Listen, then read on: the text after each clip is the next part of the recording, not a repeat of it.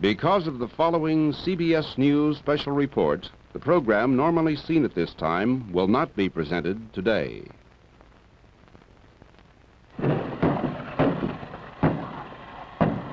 What's that?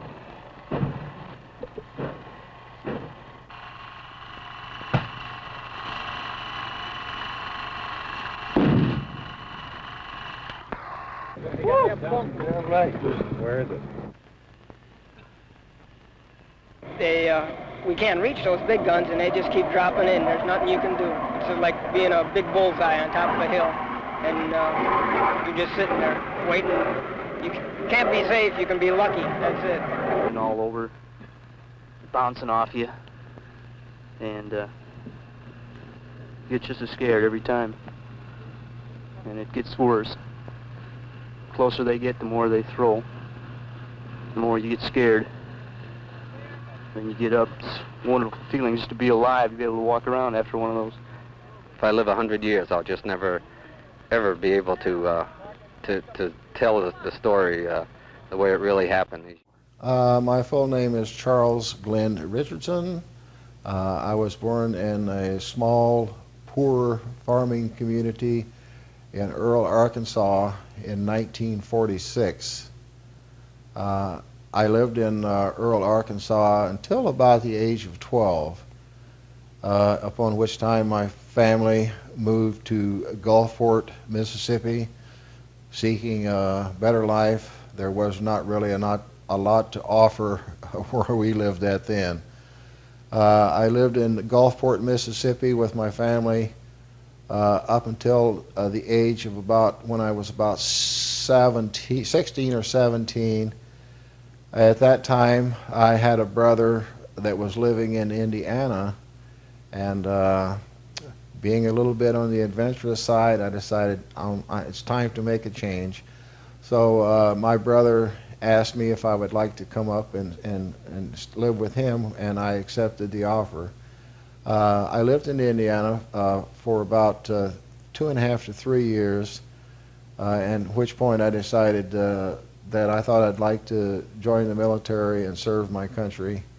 So I joined the U.S. Army on September the 28th, 1968. Some things you never forget. I went in the military and did my basic training, my AIT training, spending most of my time in the United States.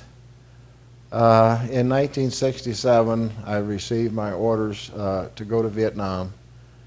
They allowed me to come home on a 30-day leave before being sent to Vietnam.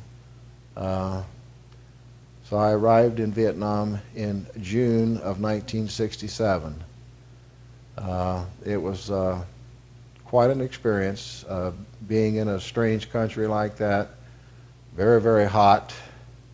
Then you eventually get into the monsoon season where you rain, mosquitoes, and I've seen my fair share of rats, lots and lots of rats in some areas.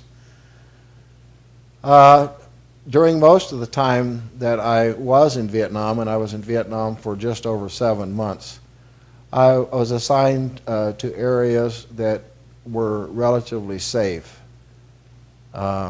There was not much danger of being shot at or anything like that. And I worked with the South Koreans who were also serving in Vietnam. And I was assigned to security, if you'd want to call it that. We kind of provided security, nighttime security, by means of a searchlight. We kind of guarded the perimeters at night, using both visible light that you could see that would shine for great distances, and it also had night vision capabilities where we could shine the light out and see any activity that was going on outside of our perimeter, but the enemy, if they would be out there, would have no idea we were observing them because they could not see the light. Of course, the night vision equipment did not have near the distance on it that the other bright light did, so we weren't able to see quite as far. But like I said, I worked with the South Koreans. There was usually myself and one other American soldiers working with the South Korean. There was a few of them that spoke fairly good American language. I did not speak any South Korean, although I did learn a few words. Not always enough to make out a sentence, but enough that I could kind of communicate a little bit. So I enjoyed working with the South Korean soldiers. But the time came when where I was located at in Vietnam, it was not, you couldn't get there by road. You either got off of there or to there by helicopter. Even our Jeep that we had to have up on top of the mountain was brought in by Chinook helicopter. Just drive into the back of the helicopter, they take and drop you off. But like I said, most of the time I spent in Vietnam I was in relatively safe areas. And I maintained radio contact with my base unit, and I had to report into them daily to let them know that everything is okay here, or, you know, if we needed anything. They brought our water in by helicopter. We received our sea rations by a helicopter. Well, the day did come when I received a radio transmission from my commanding officer that there would be a Chinook helicopter there to pick us up 9 o'clock the next morning. And I remember asking him, well, where are we going? He said, I can't tell you where you're going. He said, it's a secret. He said, basically what he told me was, if I tell you, then you tell this guy over here, he tells someone else, and it just keeps right on going. For security reasons, we can't tell you where you're going. But he said, we're going to have a helicopter there to pick you up at 9 o'clock tomorrow morning. At that point, the helicopter would drop us off on the main highway, and we were supposed to meet at a certain location that I was aware of.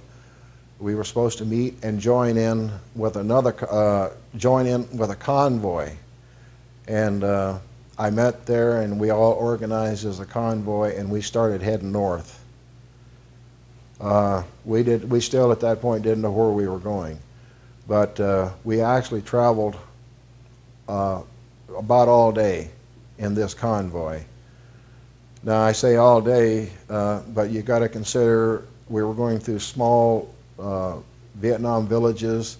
Road conditions were not all really real well. So although we may have traveled for 7 or so hours headed north, we weren't really making, you know, at a speed of 40, 45 miles an hour.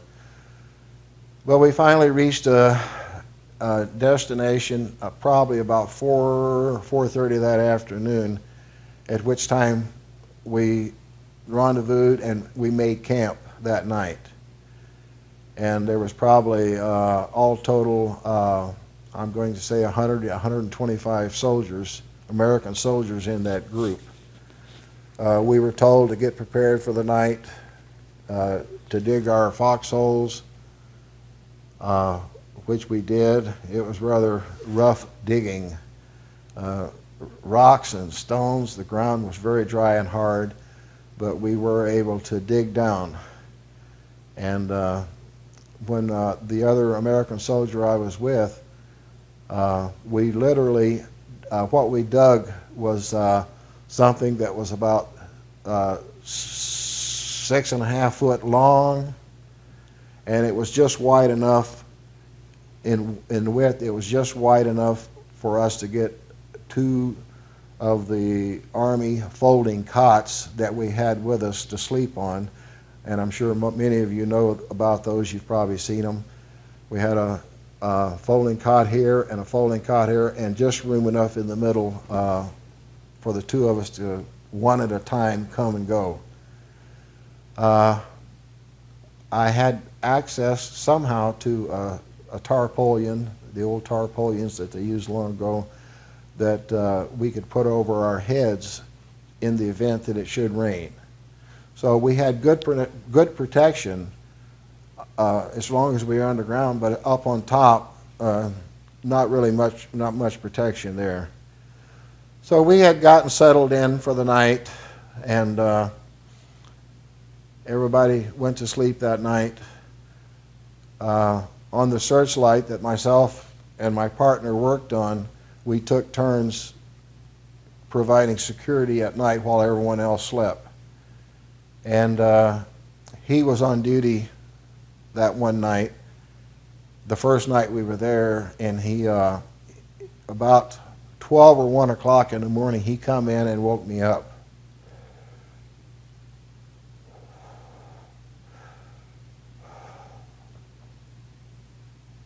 And he said, using the infrared searchlight while he was on duty, he said, I was in charge, he said he had spotted activity outside our perimeter where there should not have been any activity. So I went out to the searchlight and looked through the binoculars and verified that there was someone outside our perimeter. They should not have been there. We all knew that. So I called in to the headquarters and reported activity outside our perimeter, and there was artillery called in on that location. They never fired back or anything. We went out the next morning to survey the area, see if there was any evidence of any casualties or anything, or whether we were on target or not. We did not find any evidence of any casualties of anything. So we went through the next day, everyone thinking, you know, well, they were here last night. You know, what's going on here? So the next night, the very next night, once again, it just happened that he was on duty again, and he come in and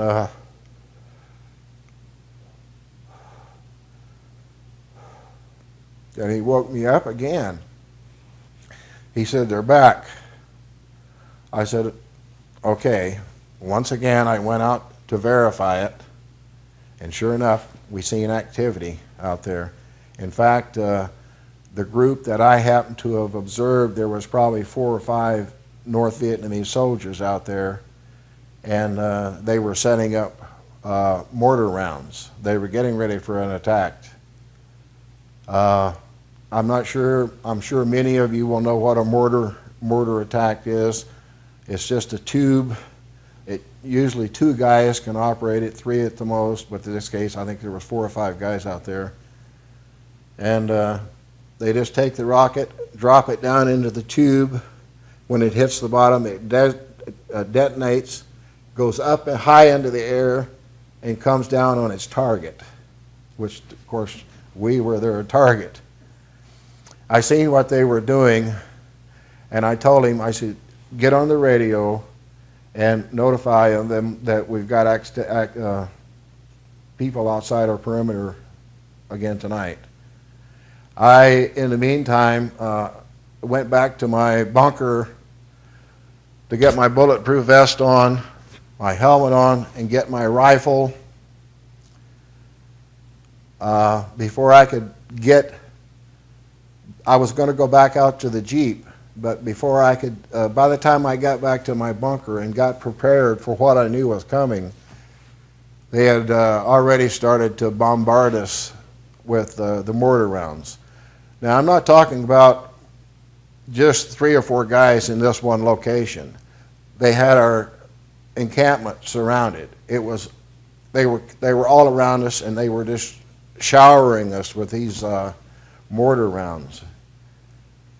And by the time I could get my equipment on and get ready for battle, they had already started to shower us heavily with mortar rounds.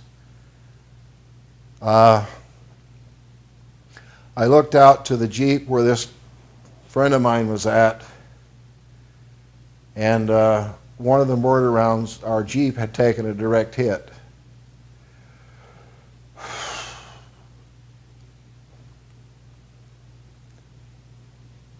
with one of the mortar rounds, and the Jeep was on fire. We had a 5-gallon can of gasoline strapped to the back of the Jeep. That was pretty common for when you're traveling like that, to carry extra gas with you. And I'm sure the can of gas on the back of the Jeep fueled the flames on the Jeep. I had a concern for my friend that was on the Jeep, that he may be injured. So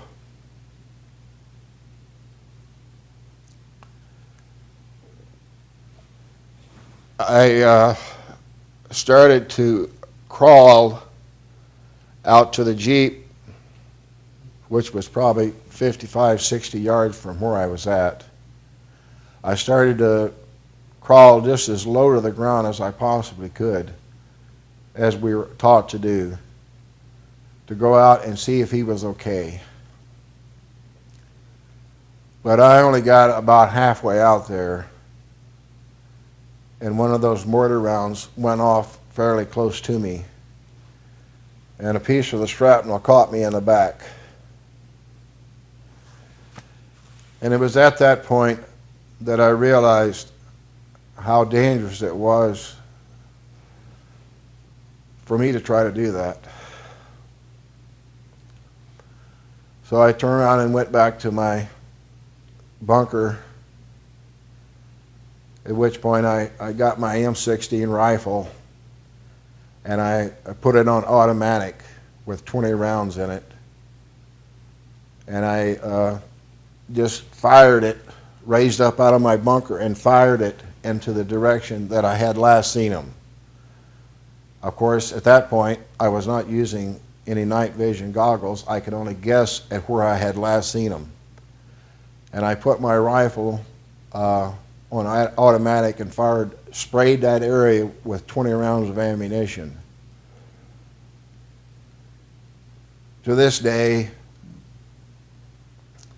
I don't know if I got any of them or whether I got them all. I don't know. Because upon firing that 20 rounds of ammunition, I immediately took my empty clip out. I grabbed another 20-round clip, put it into my rifle.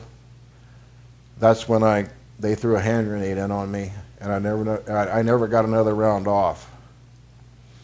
Really, in actuality, I was an early casualty that night. I probably didn't see more than 5 minutes of action, because I was an early casualty.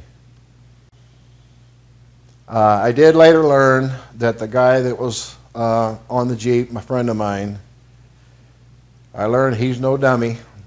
He knew when it was time to take cover, so even if I would have made it out there, he wouldn't have been there. He's not going to sit on that Jeep while they're doing that. He took cover with someone else. So as it turned out, he was okay. But there was the other guy that was in the foxhole with me, but the hand grenade apparently landed just in such a manner that it appeared as though I took the big impact on the hand grenade. And upon being hit with the hand grenade, I can remember this tremendous roaring in my ears from the explosion of that hand grenade being so close. And I remember that up on the hand grenade going off, this guy that was in the bunker with me, it had somehow caused him to land over on my leg. And it was uncomfortable having his weight on my leg like that.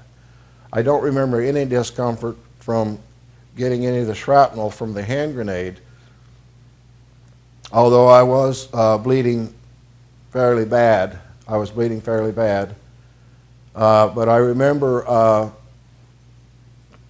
reaching over and pushing him to try to get him off my leg. And we weren't able to communicate because I couldn't hear at that point, and he probably couldn't either. But I remember him reaching over and grabbing my hand, and without anything being spoken, he just squeezed my hand real hard. And I think he was trying to tell me, lie still, before they throw another hand grenade in. Well, I do remember that night. I was only conscious, and I was only conscious briefly. And at that point, I passed out. And I later learned that I was actually unconscious. They told me for 5 days I was unconscious. So it went for a number of years that I never knew a lot of the details on what happened that night because I was an early casualty and I was knocked unconscious. So it was for a number of years I did not know what happened later on in that night. I was eventually able to go through the VA and tell them that I was trying to locate this guy that was with me that night. His name was Staff Sergeant Kenny Jones.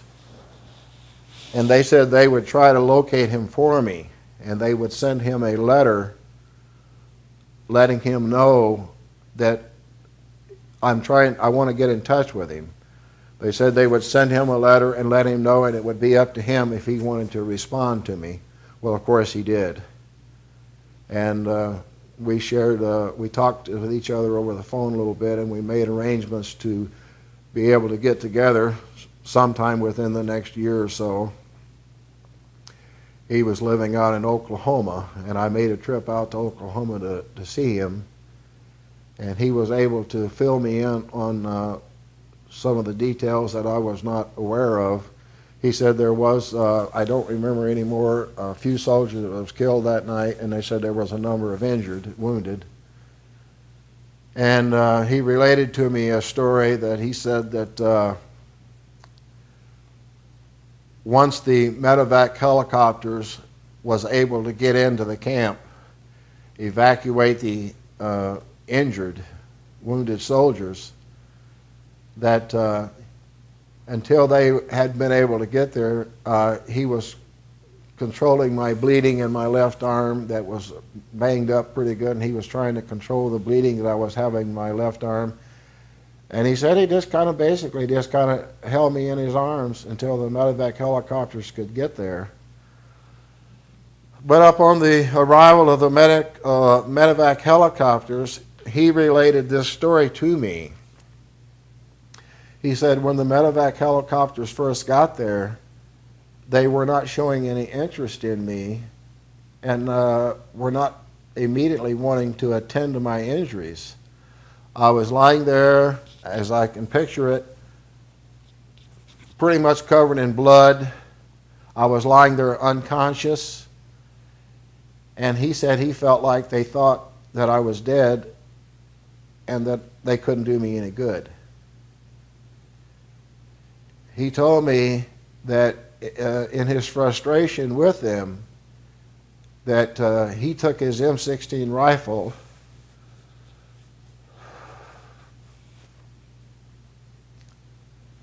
and ordered them to come over and have a look at me. Well, they're not going to order with an M16 rifle pointed at you, and they did come over and check on me, and they found out that I was indeed alive. And they got me on a helicopter and evacuated me to a field hospital in Vietnam, much like what you might see on MASH, which is where I came to after I had been unconscious for 5 days.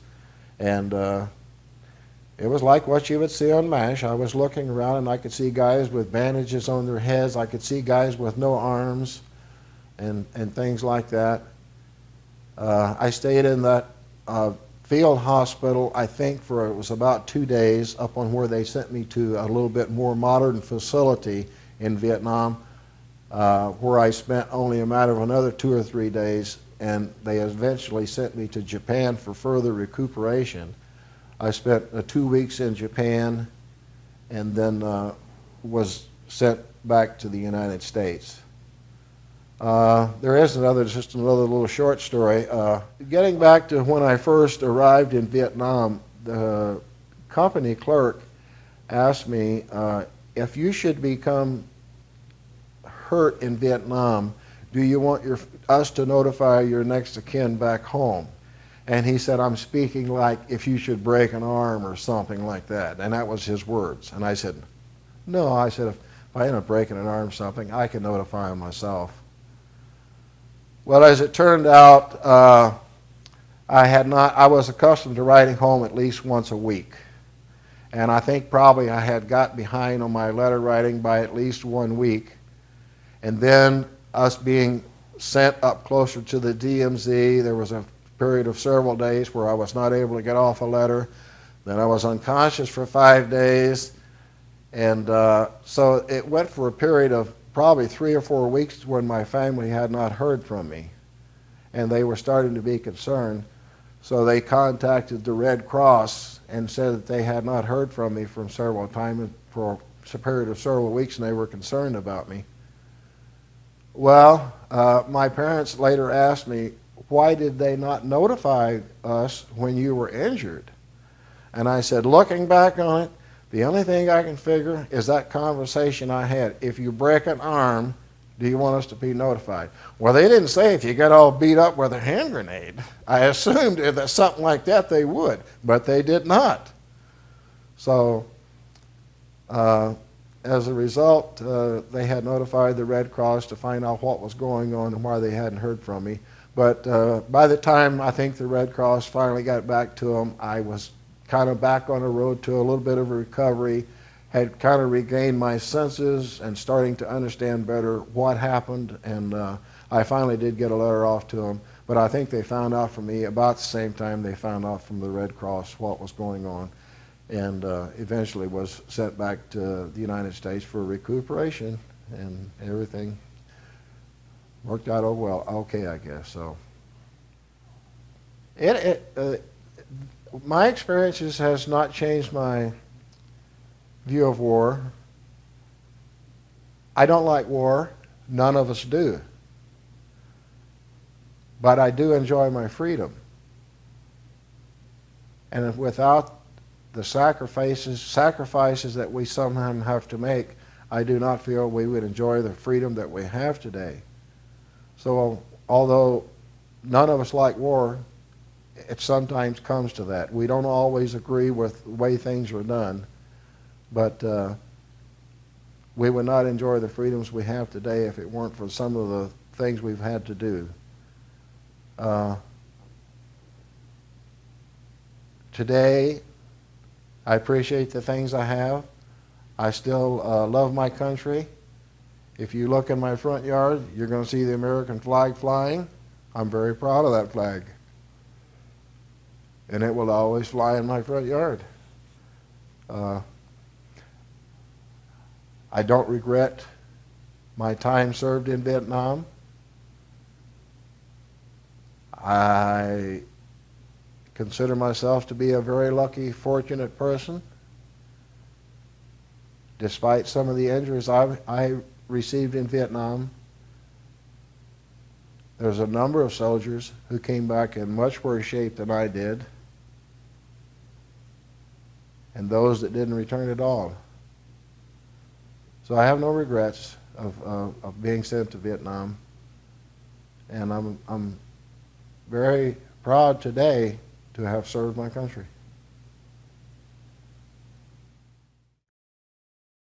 Yeah, this is a picture of me taken probably early in my going into the Army, probably November of '65. Just a picture that they took of everyone when we entered into the military. Okay, this is a picture of where I was stationed at in Vietnam. We were located up high on a hill. I worked primarily with the South Korean soldiers. You'll see one of the South Korean soldiers in the left-hand side of the picture. That's a Korean lieutenant. Him and I got along very well. He spoke English fairly well, so we were able to converse back and forth. The guy that you actually see up on the back of the Jeep there is working on a searchlight that I was assigned to because we provided nighttime security for different camps.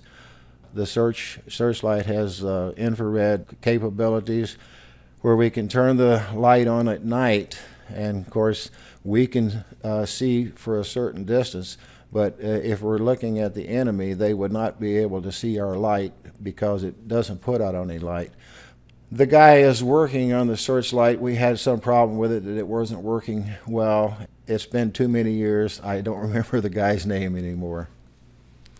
This is a picture, once again, in the same location. You can see that in the background it's rather mountainous in areas.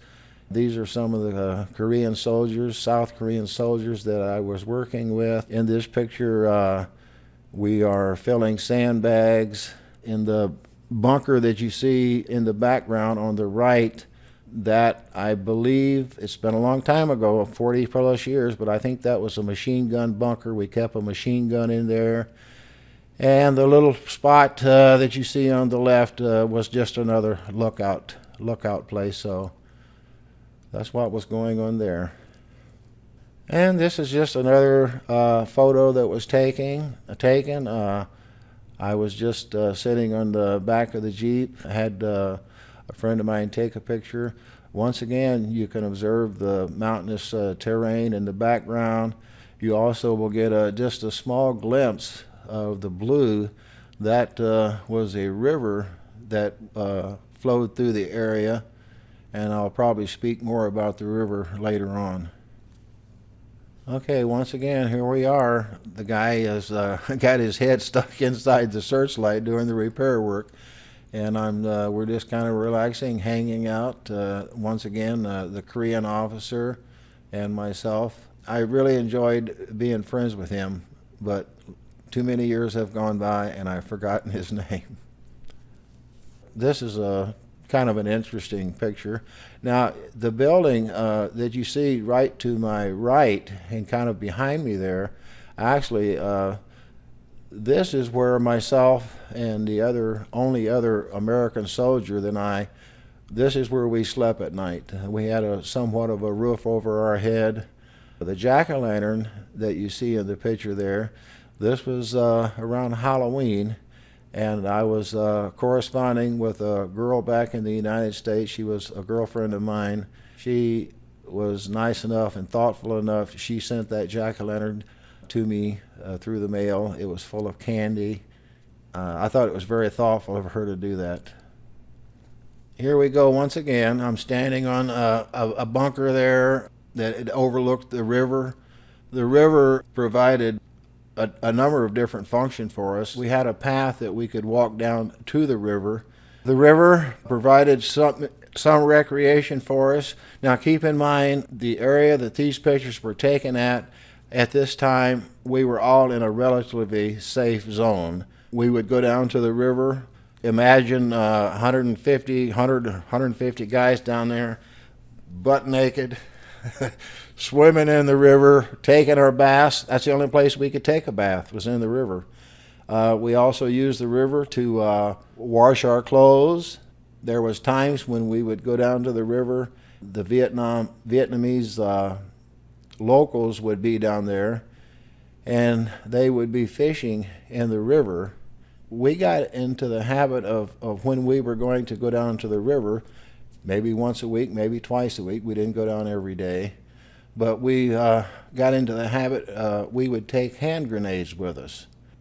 When we were down at the river, maybe one of the Vietnamese fishermen would go by in their boats, which were very primitive, almost like a hollowed out log. And they used a large pole that they would use to get us around in the water. And we would go fishing with these Vietnamese fishermen. And what we would do, there would only be room for two of us, the Vietnamese guy and one other guy, myself. I would get in the front of the boat and we would go upstream. And I would take hand grenades and throw them ahead of us far enough that when the hand grenade would go off, the fish would be stunned and they would float to the top of the water, and we would just scoop the fish up as the current was bringing them back toward us.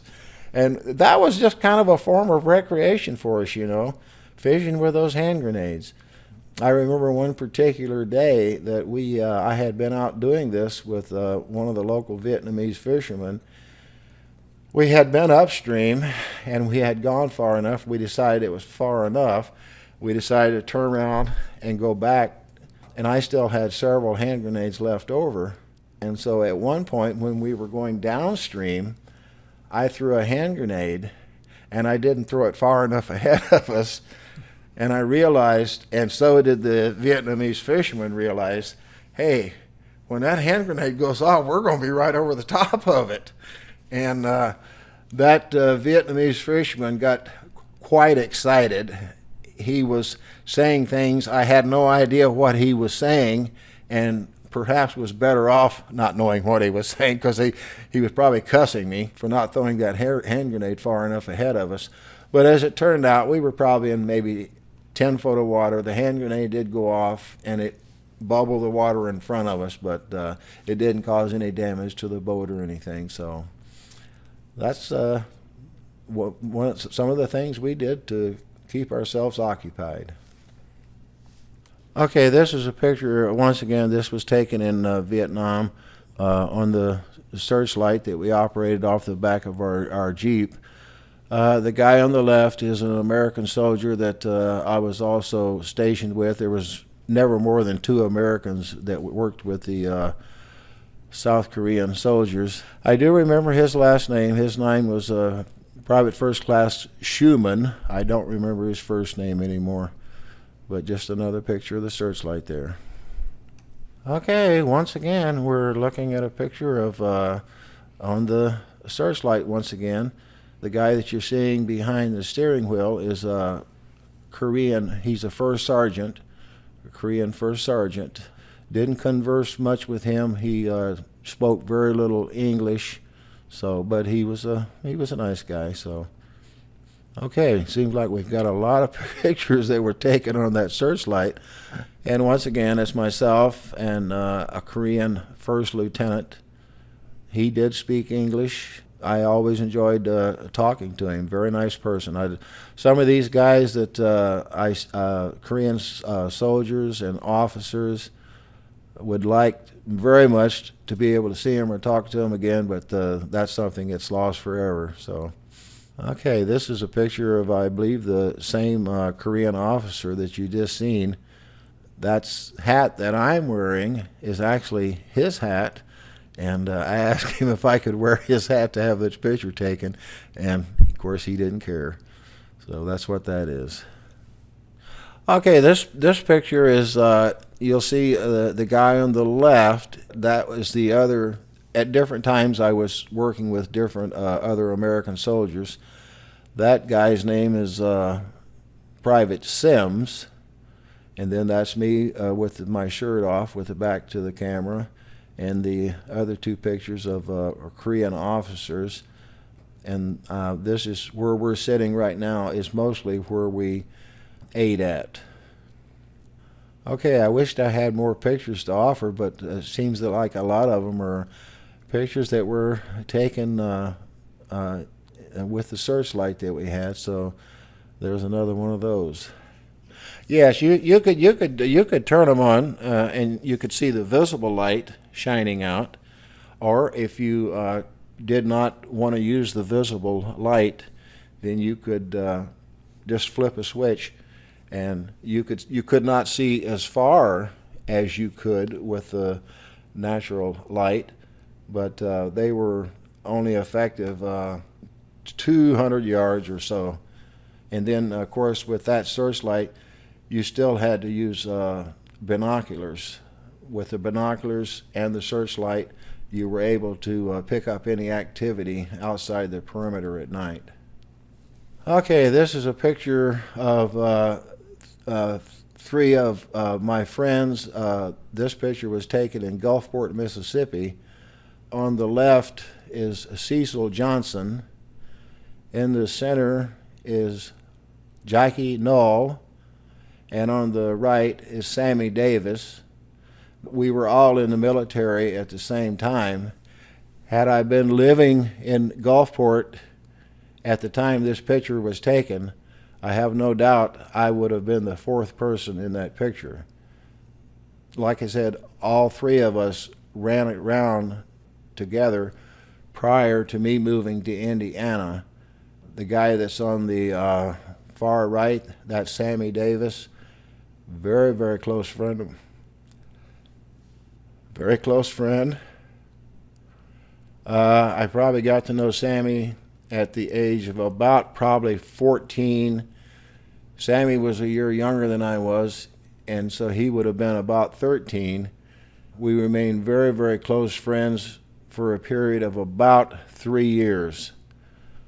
And then I ended up moving to Indiana, and I lost contact with Sammy for a period of maybe a year and a half to 2 years.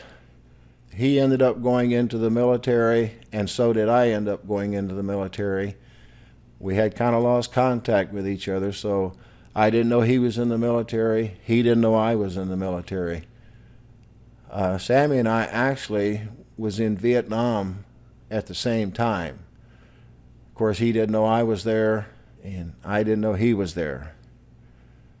I didn't learn until I was released from the military, and perhaps maybe a year and a half later after I'd come home, I learned that Sammy had been killed in Vietnam. He was killed in October of '67, and I was injured about 3 months later in January of '68. Over the years, I've gone back to Gulfport, Mississippi, where I spent time with him as friends back then. I've been back numerous times. I don't make the trip back without going to the cemetery and visiting his gravesite, and I've never forgotten him. Had he lived through the Vietnam War, there's really no doubt in my mind that he and I would have continued to be friends, and we kept in contact with each other. I often think about him dying at such a young age, and about the things that he never got to do. He probably never owned a car. He never got married. He never fathered a child. He was a really good friend. I wish that he were still around today. This picture was taken several months after returning from Vietnam. Upon returning from Vietnam, I was sent to Fitzsimmons General Hospital, a military hospital in Denver, Colorado. I spent several months there recuperating. Finally was discharged after being there several months. But this picture is showing a number of soldiers, including myself. I'm the second from the right.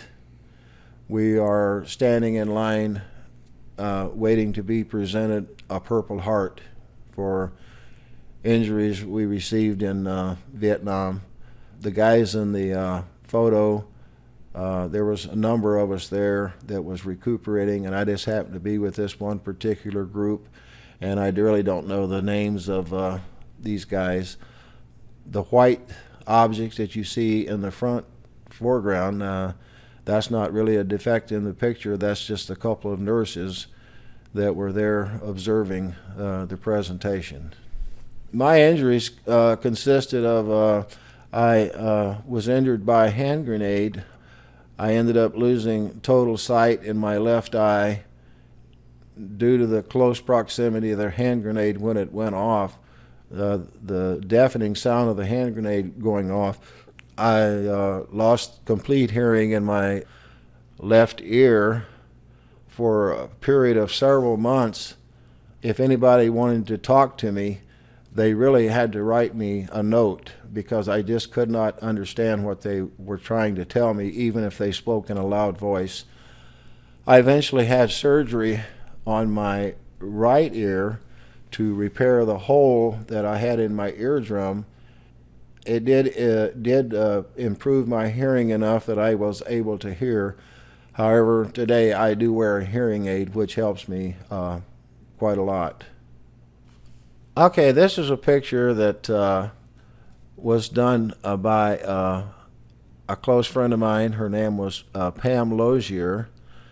This is just something that she wanted to do special for me. I still have it hanging up, and it's something that I really appreciate. It shows up the top Vietnam. It shows the jets, the helicopters, the paratroopers, the soldiers, and the tank in the background. She hand-stitched that somehow, and it's something that I'm very proud of today. I'm glad to have it. This is the front of a card that a lady that lives in Napanee, Vicki Hunsberger, after reading the story of my welcome home in the local newspaper, she sent me a card stating that she had read the article in the newspaper and she thought it was really nice, and she wanted to send me a personal card thanking me for my service in Vietnam. It really did. Vicki, I run into her from time to time. She's always such a wonderful person, and I appreciated her taking the time to send me that thank you note.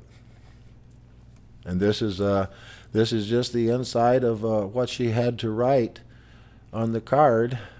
I just appreciated her taking the time to do it. Chuck, I so enjoyed the article in the Mail Journal on your Vietnam welcome home. What an experience, and so well deserved. The effort of Tish and all the organizations involved warmed my heart. May I just add my sincere thank you for serving our country. Vicki Hunsberger.